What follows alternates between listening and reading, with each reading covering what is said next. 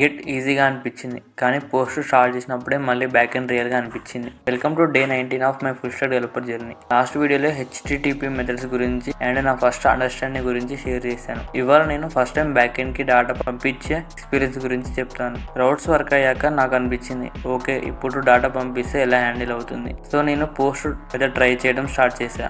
స్టార్టింగ్లో ఏం జరగలేదు. Undefined values, console errors, data రాలేదు. అప్పుడు అర్థమైంది బ్యాక్ ఎండ్ లో డాటా హ్యాండిల్ చేయడం రౌట్ క్రియేట్ చేయడం కన్నా కొంచెం ట్రిక్కీ. రీసెర్చ్ చేశాక కోడ్ని స్టెప్ బై స్టెప్ చెక్ చేశా. నాకు స్లోగా క్లారిటీ వచ్చింది. డాటా ఎలా వస్తుంది, ఎలా చూడాలి, ఎలా యూజ్ చేయాలని. ఒక టైంలో ఫైనల్లీ నేను పంపిన డేటా కన్సోల్లో కనిపించింది. చిన్న థింగ్, కానీ నాకు చాలా బిగ్ కాన్ఫిడెన్స్.